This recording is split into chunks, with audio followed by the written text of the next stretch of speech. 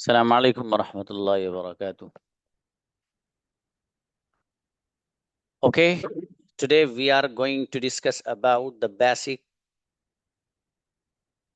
of communication.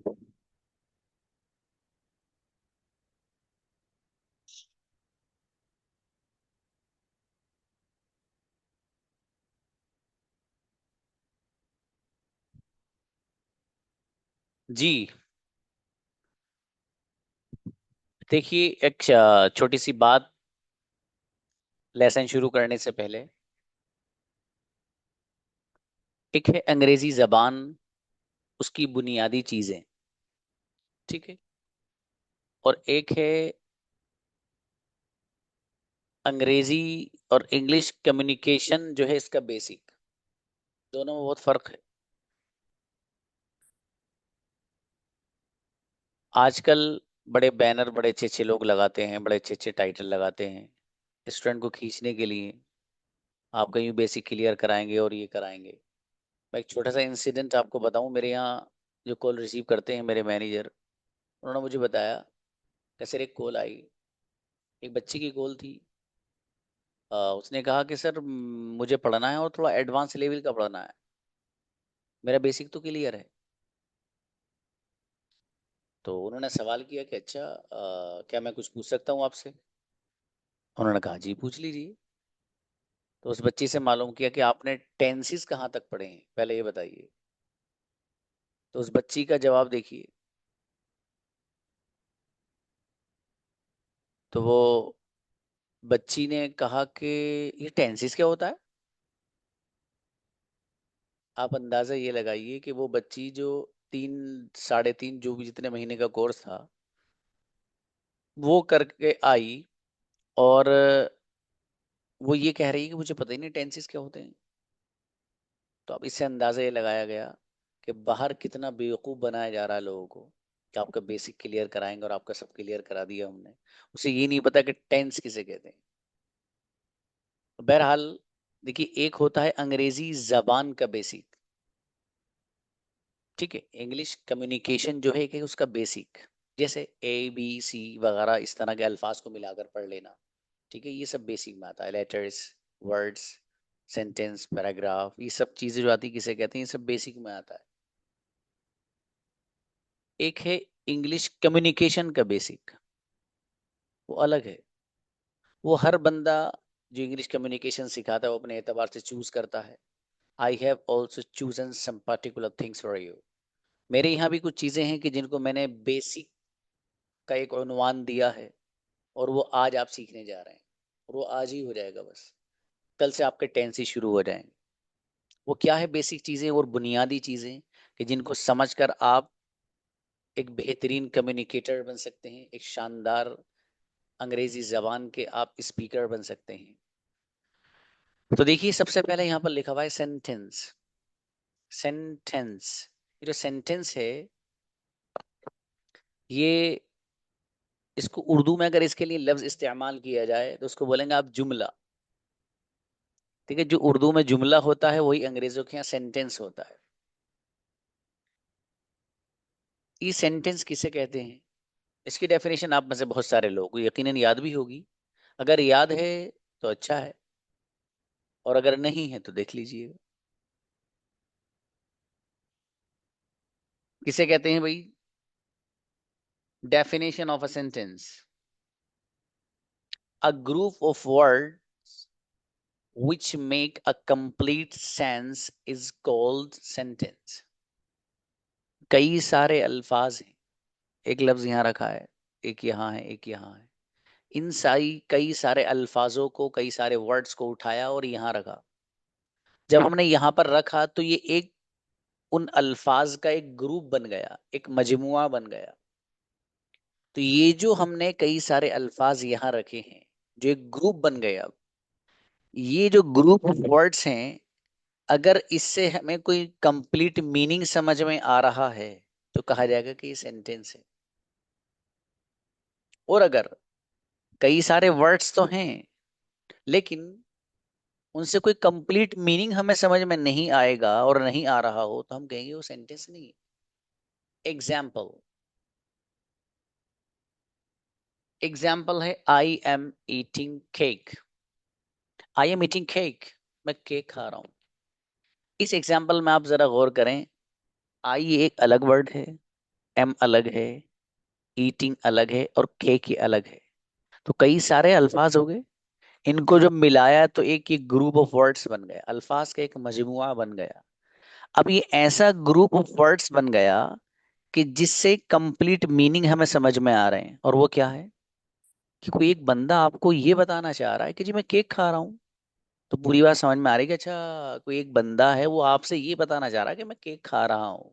तो I am eating cake. तो words का या अल्फाज का ऐसा मजमुआ, ऐसा ग्रुप ऑफ वर्ड्स जिससे कंप्लीट मीनिंग समझ में आए, उसके बारे में कहा जाए कि सेंटेंस है। और अगर कई सारे वर्ड्स तो हैं लेकिन उनसे कोई कंप्लीट मीनिंग हमें समझ में नहीं आ रहा है, तो फिर कहा जाएगा कि सेंटेंस नहीं है। एग्जाम्पल,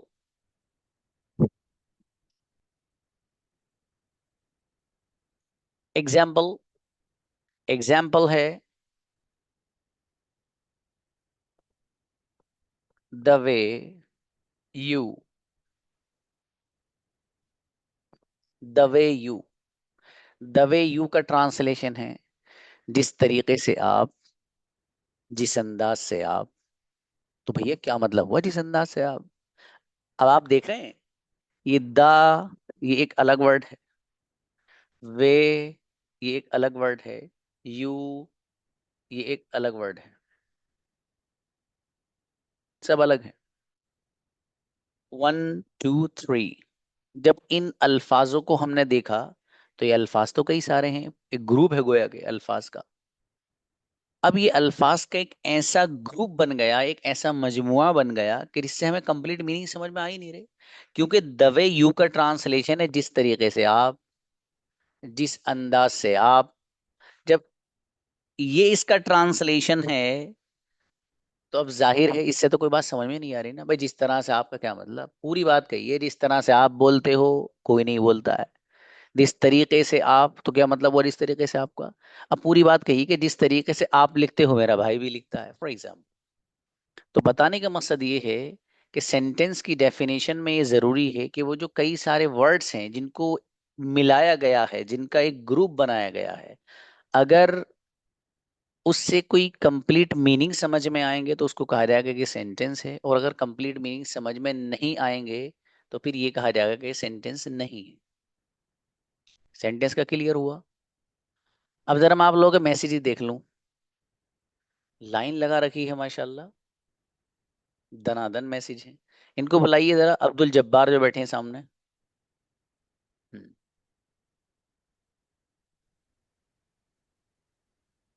जी बोलिए भाई।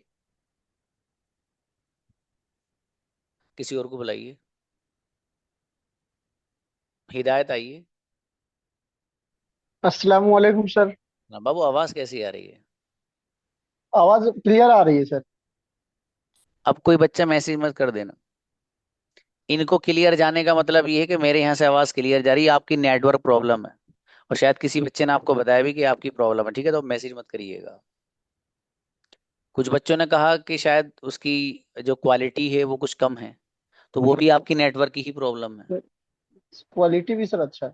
हाँ ठीक है, ये समझ में आ गया। ये हिदायत अली क्या कह रहे हैं, आवाज भी क्लियर है, इसकी क्वालिटी भी अच्छी है, ठीक है?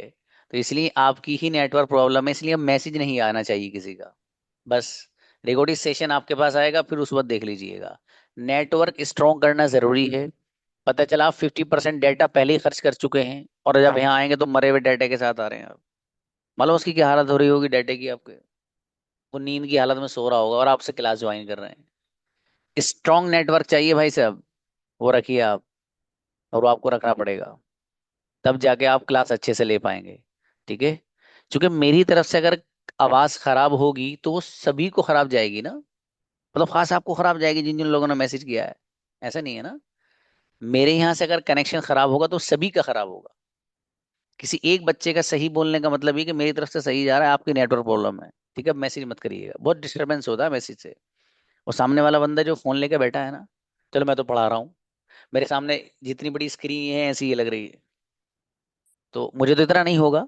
लेकिन वो बच्चा जो फोन लेकर बैठा पूरा फोन को घेर देता है भाई आपका मैसेज, उसको परेशानी होती है। तो समझने की जब चीज हो, और ये आप 6 महीने तक याद रखिए, जो चीज मैं यहाँ समझा रहा हूँ उस वक्त मैसेज मत करिए।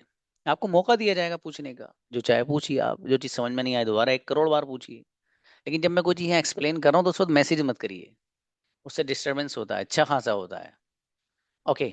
बहरहाल सेंटेंस के बारे में बात आ गई, कई सारे वर्ड्स हों और उनका ग्रुप बना लिया जाए, ठीक है, और वो ग्रुप ऐसा हो जिससे कंप्लीट मीनिंग समझ में आए, तो कहा जाएगा सेंटेंस है।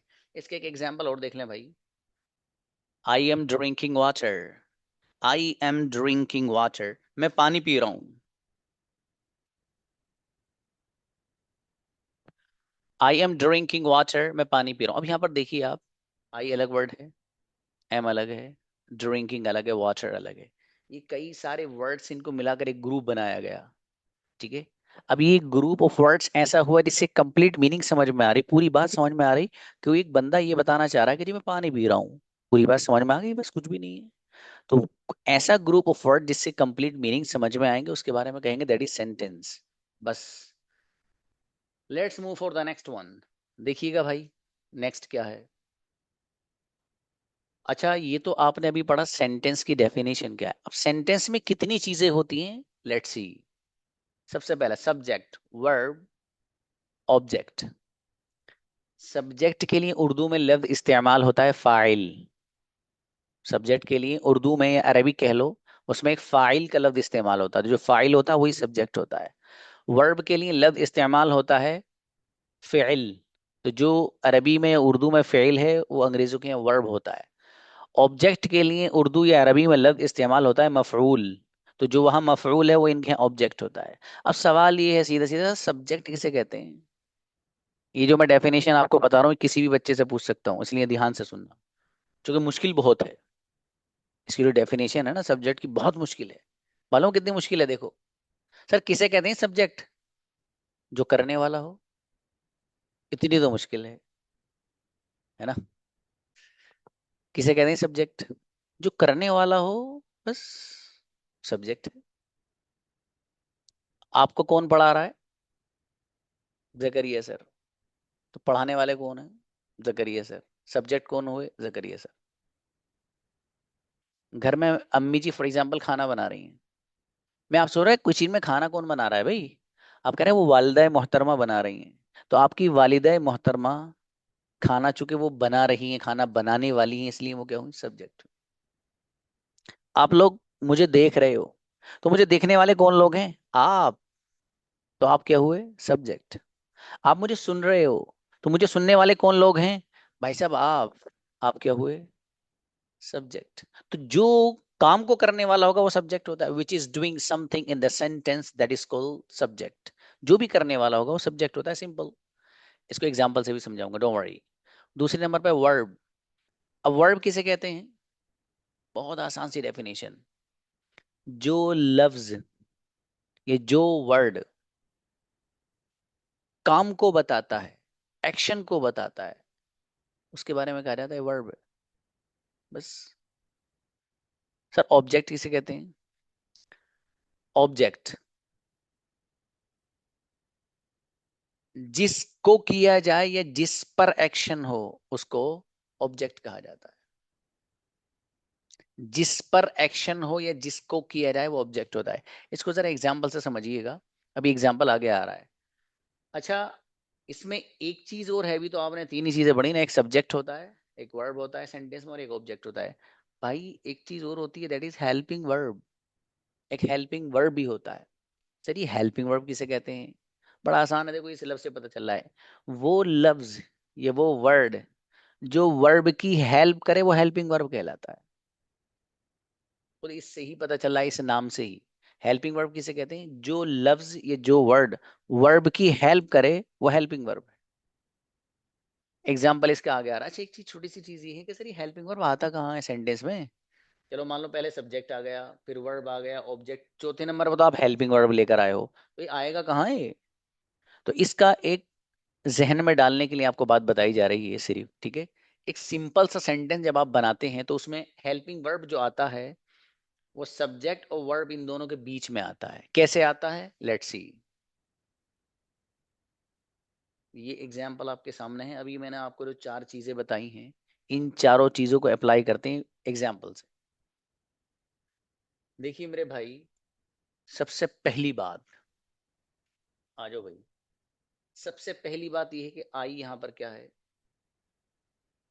सब्जेक्ट है। क्यों है? देखो यहाँ पर है आई एम स्टडिंग इंग्लिश, मैं इंग्लिश पढ़ रहा हूँ, ठीक है। तो इस एग्जाम्पल में आई एम स्टडिंग इंग्लिश में आई क्या है, सब्जेक्ट है। सवाल, सर आई सब्जेक्ट क्यों है, आई सब्जेक्ट क्यों है, ये सवाल हुआ। जवाब, भाई साहब आई एम स्टडिंग इंग्लिश, मैं इंग्लिश पढ़ रहा हूं। इस एग्जाम्पल में इंग्लिश पढ़ने वाला कौन है, मैं। इसलिए मैं क्या हुआ, सब्जेक्ट हुआ। और सब्जेक्ट के बारे में मैंने आपको बताया कि जो करने वाला होगा, किसी भी काम को जो करने वाला होगा वही सब्जेक्ट होगा। तो इस एग्जाम्पल में इंग्लिश को पढ़ने वाला कौन है, आई। इसलिए आई क्या हुआ, सब्जेक्ट। अगली बात, इस लफ्ज को अभी छोड़ दीजिए, दूसरे नंबर पर आ जाइए, जो यहाँ पर आपको दूसरे नंबर पर समझाएगी ये बात। ये जो स्टडिंग यहाँ आपको नजर आ रहा है, ये क्या है भाई, वर्ब है। सवाल, सर ये स्टडिंग वर्ब क्यों है? जवाब, वर्ब के बारे में आपको अभी ये बताया गया है कि जो लफ्ज काम को बताएगा, एक्शन को बताएगा, उसके बारे में कहा जाएगा कि वर्ब है। अब आई एम स्टडिंग इंग्लिश में पढ़ने का जो काम है और पढ़ने का जो एक्शन है, उसे कौन सा वर्ड बता रहा है, स्टडिंग। इसलिए स्टडिंग क्या हुआ, वर्ब। तो वर्ब किसे कहते हैं, जो लफ्ज काम को बताए, जो लफ्ज एक्शन को बताए, वो वर्ब होता है। आई एम स्टडिंग इंग्लिश, इसका पूरे का तर्जमा और ट्रांसलेशन है, मैं इंग्लिश पढ़ रहा हूं। तो ये जो पढ़ने का काम है, ये जो पढ़ने का एक्शन है, इस पूरे सेंटेंस में कौन सा लफ्ज है जो बता रहा है, दैट इज स्टडीइंग। इसलिए स्टडीइंग क्या हुआ, वर्ब। अगली बात, तीसरे नंबर पर आपको मैंने ये समझाया था ना, ऑब्जेक्ट किसे कहते हैं, जिस पर एक्शन होता है, जिस पर एक्शन होता है, which is acted upon is called object. ये यूं कह लो कि जिसको किया जाता है, दोनों में से कुछ भी एक ही बात है। जिस पर एक्शन हो ये कह लो, ये जिसको किया जाए वो ऑब्जेक्ट होता है। अब देखिए, आई एम स्टडिंग इंग्लिश, इस एग्जाम्पल में इंग्लिश क्या है, ऑब्जेक्ट है। सवाल, सर इंग्लिश ऑब्जेक्ट क्यों? जवाब, देखिए आई एम स्टडिंग इंग्लिश या आई एम स्टडिंग, अगर आप इतना पढ़ें तो ट्रांसलेशन होगा आई एम स्टडिंग का, मैं पढ़ रहा हूं। भाई किस चीज को पढ़ रहे हो आप, आपको कहना पड़ेगा इंग्लिश को।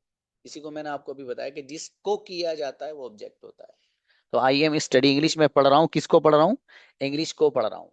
या यूं कह लो दूसरे वर्ड्स में इसको, इन अनदर वर्ड्स, कि आई एम स्टडिंग इंग्लिश, यहाँ पर जो स्टडिंग है ये ऑब्जेक्ट है। क्यों है, इसलिए कि ऑब्जेक्ट उसको कहते हैं जिस पर एक्शन होता है। अब ये जो पढ़ने का एक्शन है, किस पर हो रहा है, इंग्लिश पर, इसलिए इंग्लिश क्या हुआ, ऑब्जेक्ट। क्लियर, कुछ भी नहीं है इसमें। अब एक चीज रह गई, सर चौथे नंबर पे आपने ना ये हेल्पिंग वर्ब के बारे में बताया था। हेल्पिंग वर्ब किसे कहते हैं, जो लफ्ज, ये जो वर्ड वर्ब की हेल्प करे, वर्ब का ताउन करे, तो वो लफ्ज कहलाता है हेल्पिंग वर्ब। इस एग्जाम्पल में जो एम है, that is helping verb. Sir helping verb क्यों है, अगर आप यहाँ एम को नहीं लाएंगे तो फिर ये जो स्टडिंग ये वर्ब है, इस वर्ब की हेल्प करने वाला कोई लफ्ज बाकी नहीं रहेगा। और जब इस वर्ब की हेल्प करने वाला कोई लफ्ज बाकी नहीं रहेगा, तो ये जो स्टडी है, ये जो पूरा सेंटेंस बन रहा है, ये आपको मीनिंग कंप्लीट नहीं दे सकता। तो मीनिंग को पूरा करने के लिए, मीनिंग को कंप्लीट करने के लिए, इस वर्ब की हेल्प करने वाला कोई ना कोई लफ्ज लाना पड़ेगा। जैसे यहाँ पर एम लेकर आए हो आप, फिर सुन लीजिए दोबारा। इस एग्जाम्पल में एम हेल्पिंग वर्ब है। सवाल सर हेल्पिंग वर्ब क्यों है ये समझा दीजिए। जवाब, मेरे अजीज, ये जो वर्ब यहां पर है इसकी हेल्प कर रहा है एम। अगर आप एम यहां पर नहीं लाओगे तो इस वर्ब की हेल्प करने वाला कोई लफ्ज यहां मौजूद नहीं होगा, और जब इसकी हेल्प करने वाला कोई वर्ड नहीं होगा तो ये मीनिंग भी आपको कंप्लीट नहीं देने वाला है। मीनिंग इसके अधूरे रहेंगे, इनकम्प्लीट रहेंगे। तो मीनिंग को अगर आप पूरा इससे लेना चाहते हो तो इस वर्ब की हेल्प करने वाला कोई ना कोई लफ्ज आपको लाना पड़ेगा। जैसे यहाँ पर एम है, इसीलिए इस एम का नाम भी हेल्पिंग वर्ब रखा गया है, क्योंकि वर्ब की हेल्प करता है मीनिंग को कंप्लीट करने। क्लियर? ओके, एक एग्जाम्पल और देख लीजिए। I am eating cake. I am eating cake, मैं केक खा रहा हूं। यहाँ पर भी वही है, एम क्या है? सब्जेक्ट। क्यों? इसलिए कि खाने वाला कौन है? मैं, यानी आई। तो इसलिए आई क्या हुआ? सब्जेक्ट हुआ। ईटिंग क्या है भाई? वर्ब है। क्यों?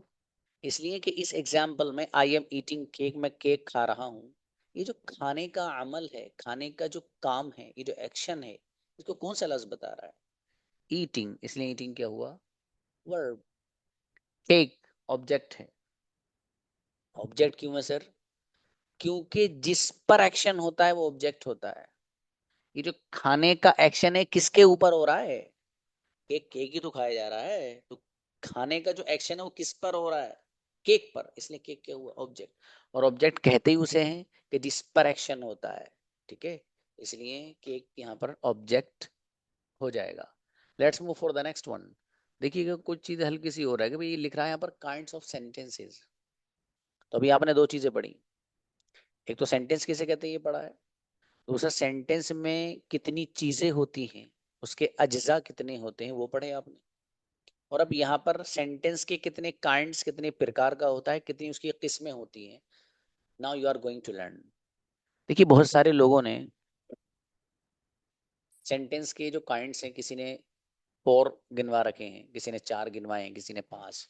वो बहरहाल उनका अपना जो है ग्रामर वालों का है। मुझे जो ज्यादा काम आने वाले हैं दैट इज 3।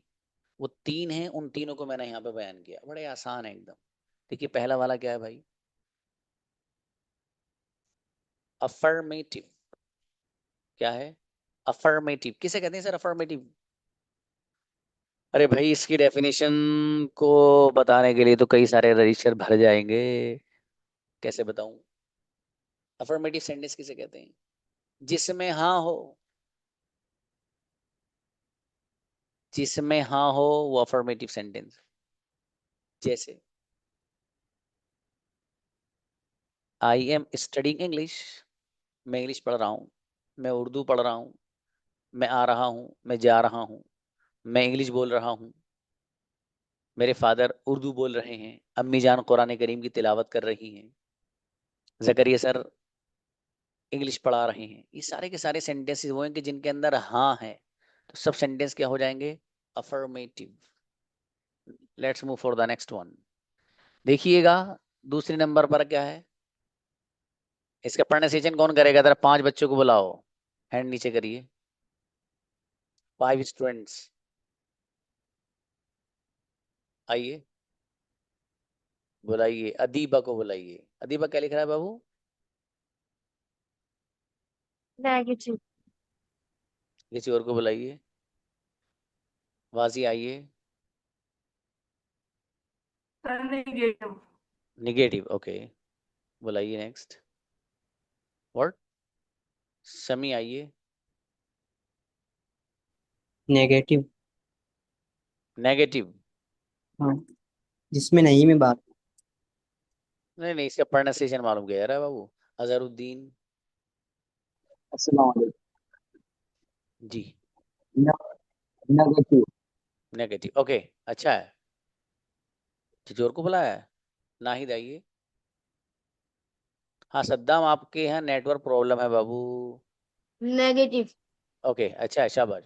तो देखिए इसका एक दो बच्चे ने किया है निगेटिव। क्या किया है? इसका pronunciation negative. This is not negative, that is negative. Negative, इसको नेगेटिव पढ़िए। किसे कहते हैं नेगेटिव? जिसमें ना हो।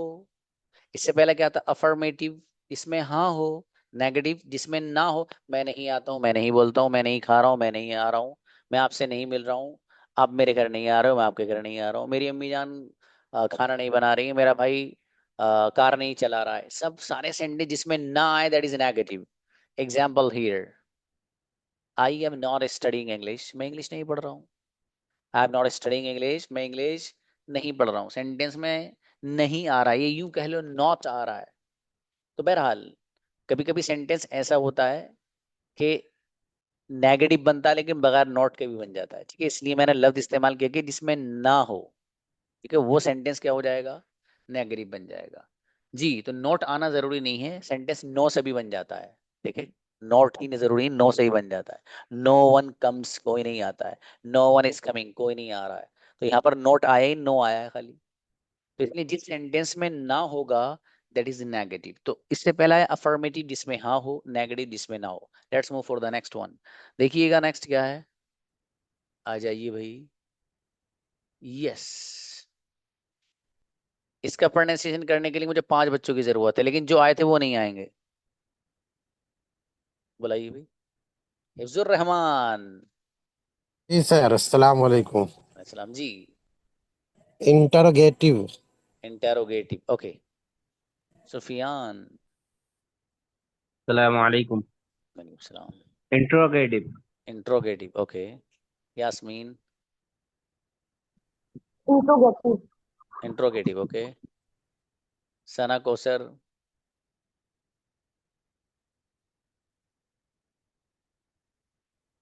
नेक्स्ट किसी और को बुलाओ, सना नहीं आ रही तो। व्हाट? फराओ। फरा आइए। अस्सलाम वालेकुम सर। जी जी, जल्दी, शाबाश। इंटरोगेटिव। Interrogative, okay. इनफ। देखिएगा, कुछ बच्चों ने पढ़ा है इसको इंटेरोगेटिव, कुछ लोगों ने पढ़ा है इसको इंट्रोगेटिव, ठीक है। तो ये इंटेरोगेटिव भी नहीं है, इंट्रोगेटिव भी नहीं। फिर सर ये क्या है sir? That is interrogative. Interrogative. Interrogative, ठीक है। किसे कहते हैं? अरे कुछ लोग सोच रहे हैं सर हमें भी बुलाइए, सर हमें नहीं बुला रहे। भाई साहब टेंशन नहीं लीजिए, बुला बुला के कोने कोने में से निकाल के लेके आऊंगा आपको, जो प्रैक्टिस कराऊंगा, तो टेंशन मत लीजिए, ठीक है। अभी तो मैं कुछ वैसे ही लेसन पढ़ा रहा हूँ, बेसिक सा, ठीक है, टेंशन न लीजिए। अभी आप परसों को देखना क्या आलम करता हूँ, ठीक है। फिर देखूंगा कौन बचेगा। तो बहरहाल, इंट्रोगेटिव किसे कहते हैं? इंट्रोगेटिव। इंट्रोगेटिव वो सेंटेंस होता है जिसमें सवाल हो, जिसमें सवाल हो, इंट्रोगेटिव है। तो अब देखो, मैंने तीनों बताया आपके सामने। पहला क्या था? अफर्मेटिव जिसमें हाँ हो। दूसरे नंबर पर नेगेटिव जिसमें ना हो। तीसरे नंबर पर इंटरोगेटिव जिसमें सवाल हो। क्या तुम आते हो, तुम क्यों आते हो, तुम कैसे आते हो, तुम क्या करते हो, तुम कैसे हो। सारे के सारे सेंटेंसेस इंटरोगेटिव हैं। अब जरा ध्यान करने की चीज है, इंटरोगेटिव सेंटेंस दो तरह से बनता है। कैसे बनता है?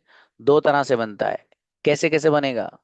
पहला तरीका ये है कि जो सिंपल सेंटेंस होगा, जो सिंपल कोई भी सेंटेंस ले लीजिए, सिंपल सेंटेंस अगर होगा तो उसमें जो लफ्ज हेल्पिंग वर्ब बन रहा होगा उसको उठा के शुरू में रख देते, तो इंट्रोगेटिव खुद बन जाता है। सवाल वाला सेंटेंस खुद बन जाता है। फिर से सुन लीजिए, इंट्रोगेटिव सेंटेंस दो तरह से बनता है। पहला तरीका, जो सिंपल सा कोई भी सेंटेंस होगा अफर्मेटिव, ठीक है, उस सेंटेंस में जो लफ्ज हेल्पिंग वर्ब बन रहा होगा उसको उठाएंगे और शुरू में रख देंगे, तो खुद ब खुद इंट्रोगेटिव बन जाएगा। जैसे आर यू स्टडिंग इंग्लिश। तो ये जो आर यू स्टडिंग इंग्लिश है, ये असल जो सेंटेंस है मालूम है क्या है? वो असल सेंटेंस ये है,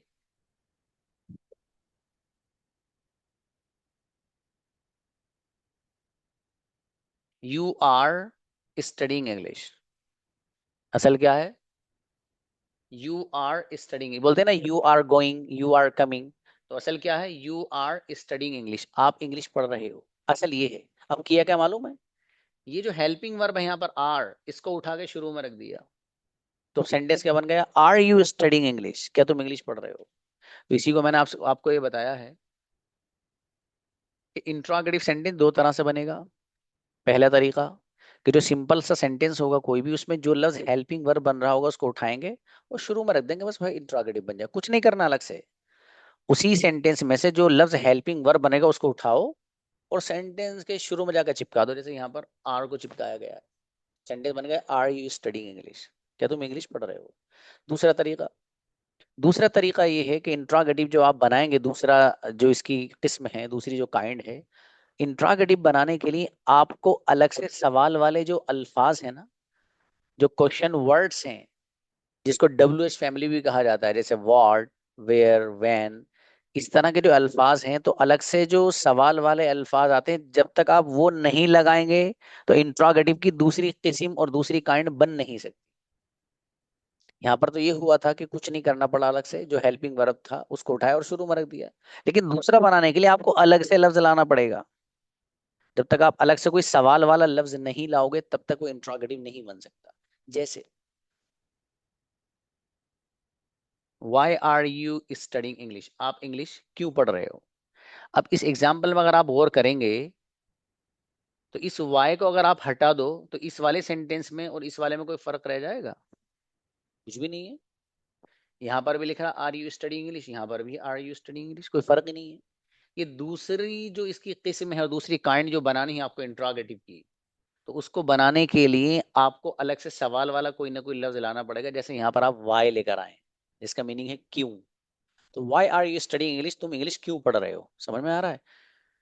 तो जब तक आप सवाल वाला लफ्ज कोई नहीं लाएंगे तब तक इंट्रोगेटिव की दूसरी शक्ल और दूसरा जो किस्म और काइंड है वो नहीं बन पाएगी। ठीक है, तो इंट्रोगेटिव सेंटेंस दो तरह से बनता है। पहला तरीका तो ये है कि जो सिंपल सेंटेंस होगा उसमें जो लफ्ज हेल्पिंग वर्ब बन रहा होगा उसको उठाकर शुरू में रख देना तो इंट्रोगेटिव बन जाएगा। दूसरा कैसे बनेगा, दूसरा जो बनाएंगे उसमें अलग से कोई ना कोई सवाल वाला लफ्ज आपको लाना पड़ेगा और उसको लगा देंगे तो फिर वो खुद बन जाएगा। जैसे यहाँ पर वाई को लाया गया है, सिंपल है। अब एक चीज पे जरा आप गौर करिएगा, क्या चीज है जिस पे गौर करनी है। ये जो दोनों के दोनों सेंटेंस हैं, आर यू स्टडिंग इंग्लिश, क्या तुम इंग्लिश पढ़ रहे हो, why are you studying English, तुम इंग्लिश क्यों पढ़ रहे हो, तो दोनों सेंटेंस में सवाल है ना, क्या तुम इंग्लिश पढ़ रहे हो और तुम इंग्लिश क्यों पढ़ रहे हो, सवाल है। तो सवाल होने की वजह से कि दोनों के दोनों सेंटेंस क्या हुए, इंटरोगेटिव। ठीक है। अच्छा, ये दोनों सेंटेंस इंटरोगेटिव होने के साथ साथ अफर्मेटिव भी हैं। क्यों, इसलिए कि अफर्मेटिव वो सेंटेंस कहलाता है जिसमें हाँ हो, इसमें भी तो हाँ है। आर यू स्टडिंग इंग्लिश, क्या तुम इंग्लिश पढ़ रहे हो, हाँ है। Why are you studying English, तुम इंग्लिश क्यों पढ़ रहे हो, इसमें भी हाँ है। तो जब दोनों सेंटेंसेस ऐसे हैं जिनमें हाँ है तो ये अफर्मेटिव भी है। तो पता ये चला एक ही वक्त में एक ही सेंटेंस इंट्रोगेटिव के साथ साथ अफर्मेटिव भी हो सकता है। इसी तरीके से आगे जो एग्जाम्पल हैं इसमें नोट लग रहा है are you not studying English, और दूसरा है why are you not studying English. तो ये दोनों एग्जाम्पल सवाल है, इसमें are you not studying English, क्या तुम इंग्लिश नहीं पढ़ रहे हो, तो सवाल होने की वजह से ये इंट्रोगेटिव है। और चूंकि इसमें नहीं आ रहा है क्या तुम इंग्लिश नहीं पढ़ रहे हो, ना आने की वजह से ये सेंटेंस नेगेटिव है। इसी तरीके से why are you not study English, आप इंग्लिश क्यों नहीं पढ़ रहे हो, ये सेंटेंस सवाल है, इसमें तो सवाल होने की वजह से इंट्रोगेटिव है। और चूंकि इसमें नहीं आ रहा है तो ना आने की वजह से ये सेंटेंस नेगेटिव भी है। तो पता ये चला कि एक ही सेंटेंस एक वक्त में नेगेटिव होने के साथ साथ अफर्मेटिव भी हो सकता है, और एक वक्त में एक ही सेंटेंस इंट्रोगेटिव होने के साथ साथ नेगेटिव भी हो सकता है। समझ में आया, बस ये कुछ भी नहीं है। बाकी एक छोटी सी चीज और रहेगी उसके बाद फिनिश, वो क्या है सर, टेंसेस। ये असल है, ये शुरू हो गया आपके। जो लोग बेसिक बेसिक पढ़ाते हैं वो उसको ये नहीं पता बच्चे को टेंसेस क्या होता है। आपको पहले दिन में पता चल रहा है टेंस क्या होता है। देखिएगा, टेंस मतलब है वक्त, टेंसेस का मतलब वक्त। उर्दू में लफ्ज इस्तेमाल होता है जमाने। तो ये जो वक्त है, इस वक्त को तीन जगह कैटेगराइज किया गया है। ठीक है, एक वो वक्त है जो गुजर गया, जिसको बोला जाता है अंग्रेजी में पास्ट, उर्दू में उसको बोलते हैं माजी। एक वो वक्त है जो चल रहा है, उसको बोलते हैं प्रेजेंट। प्रेजेंट उस उर्दू में उसको लफ्ज इस्तेमाल होता है हाल। एक है फ्यूचर, जो आइंदा आने वाला है, उसको उर्दू में लफ्ज इस्तेमाल करेंगे मुस्तकबिल। Let's see, past, present, future. जो गुजर गया दैट इज पास्ट, जो माजी कहलाता है। प्रेजेंट जो मौजूद है, जो हाल कहलाता है। फ्यूचर जो आइंदा आएगा। अब ये पास्ट प्रेजेंट फ्यूचर इन सब के चार चार बेटे हैं। इनके भी चार हैं, इनके भी चार हैं, इनके भी चार हैं। चारों के नेम भी एक से हैं।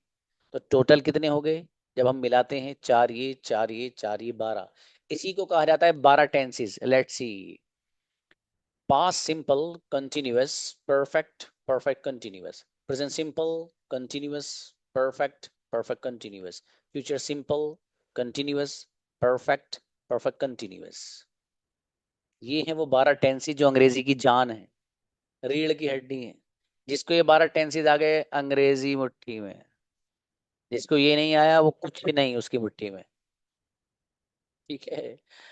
इनमें से हर एक की डिटेल पढ़ेंगे आप। इनमें से अब प्रेजेंट सिंपल कब लाते हैं, क्यों लाते हैं, कैसे यूज है, क्या हेल्पिंग वर्ब आता है। कंटिन्यूअस कब लाते हैं, क्यों लाते हैं, कैसे लाते हैं, कैसे बनेगा। परफेक्ट कैसे बनेगा, कब लाते हैं, क्यों लाते हैं। प्रेजेंट परफेक्ट कंटिन्यूअस कैसे लाएंगे, क्या क्या यूज होगा, सिंस आएगा, फोर आएगा, कहाँ क्या आएगा, सब डिटेल आगे पढ़ेंगे आप। फिलहाल आपके सामने ये वो था जो पहला दिन जिसमें आपको मैंने वो बेसिक सिखाया है कि जिस बेसिक की बुनियाद पर आप गजब के सेंटेंस बनाने जा रहे हैं। ठीक है। तो बहरहाल ये चीज मैंने आपको बताई है। इसको आप हो सके तो नोट्स बना लीजिएगा इसके। ठीक है। इसको आप लिख लीजिएगा। और जैसे कि मैंने अभी रियलाइज किया कि कुछ लोग मैसेज आप जो करते हैं तो वो ज़्यादा कर देते हो। ठीक है। तो वो आवाज़ क्लियर नहीं है। तो मतलब ये कि वो आपकी प्रॉब्लम है। ठीक है, जैसे मैंने पहले ही बताया आप लोग को। और होमवर्क आपका भी शुरू नहीं है। वजह उसकी ये है कि जब सेंटेंसेस यहाँ बाजाब्ता मैं प्रैक्टिस कराना शुरू कर दूंगा, 2 दिन लगे, 3 दिन लगे, जितना भी लगे, उसके बाद आपको होमवर्क दिया जाएगा। और होमवर्क आपको 10 बजे से पहले सुबह में, उससे पहले आपको सेंड करना रहेगा। ठीक है। और जिस बच्चे का होमवर्क सब सही होता है उस पर लिखा जाता है वेरी गुड। जिसका सही नहीं होता उसको छोड़ दिया जाता है। फिर जिसका सही नहीं होता है उसके लिए आंसर शीट डाली जाती है 10 बजे। तो वो अपने सेंटेंस वहां देख लेते हैं, अच्छा ये वाला मेरा सही था, ये गलत था। 10 बजे के बाद जिसका होमवर्क आता है सुबह में, उसको चेक नहीं किया जाता, बस ठीक है अच्छी बात है आपने ग्रुप में भेजा है। ठीक है। बाकी आप लोग मेहनत करिएगा। ये प्लेटफॉर्म गजब की अंग्रेजी इंशाल्लाह आपको सिखाने जा रहा है। कोई भी किसी बंदे को कुछ भी डाउट हो आप मालूम कर सकते हैं। इसी तरीके से आप लोगों से मैं फिर कह रहा हूँ कि आप लोगों में से कुछ लोगों को ये नहीं पता कि हैंड रेस कैसे करते हैं। ठीक है। तो उसके लिए वीडियो देखो। ठीक है। यूट्यूब पर के जूम एप्लीकेशन पर हैंड रेस कैसे किया जाता है। ठीक है। और इसी तरीके से मैं जब आपको बुलाऊं, आपको जब तक मैं नहीं बुलाऊंगा तो कोई आप में से अलाउ नहीं कर सकता। मतलब आप अपने माइक खोल नहीं सकते। तो मेरी तरफ से आपको इजाजत मिलेगी, आपका नेम लिया जाएगा। फॉर एग्जाम्पल मैं नाम लूँ आयत। तो आयत बच्ची का अगर मैं नाम लूंगा तो मेरा नाम लेने के साथ साथ इनको अलाउ किया जाएगा। ठीक है। तो वो आपके पास जो माइक है उस पर आपको टिक करना है, आपका माइक खुल जाएगा, फिर आप बोल सकते हैं। पता चला आप माइक ही नहीं खोल रहे हो, मुझसे कहेंगे सर मेरा तो नंबर ही नहीं आया। इसी तरीके से आपको जो कुछ पूछना है या आपको जब प्रैक्टिस करानी है तो आपका हैंड रेज्ड होना जरूरी है। आपका हाथ उठा हुआ ना जरूरी है, वहां कैमरे के सामने नहीं कि आप यूं करके उठाए बैठे हो। एक बच्चा था वो यूं उठाए बैठा 3 दिन से हाथ, सर मुझे तो बुला ही नहीं रहे। वो भैया भैया कहाँ बैठा है यार। तो यूं हाथ उठाना नहीं है। ये यह रिएक्ट का जो ऑप्शन है आपके सामने, ठीक है, इसमें हैंड रेस का ऑप्शन, इसे क्लिक करो, फिर वहां लिखा हुआ आएगा रेज हैंड। उसे क्लिक करोगे तो यहाँ आपका हैंड रेज हो जाएगा। ठीक है। और जैसे जैसे बच्चों के हैंड रेज होते हैं उनको ही बुलाया जाता है। ठीक है। जिसका हैंड रेज नहीं होता तो वहाँ पता ही नहीं क्लास में है नहीं। इसलिए इसका आप ख्याल रखिएगा। ये जो 3 चीज़ें हैं इसको आप सीख लीजिएगा। और बाकी कोई डाउट किसी का हो तो व्हाट्सएप पे मुझे आप बता दीजिएगा, इंशाल्लाह वहाँ आपका हर डाउट क्लियर किया जाएगा। 95 से नंबर है ग्रुप में। ठीक है। मेरा अपना पर्सनल नंबर है तो वो आप उसको रख सकते हैं। ठीक है। चलिए जज़ाकुमुल्लाह। अस्सलाम वालेकुम।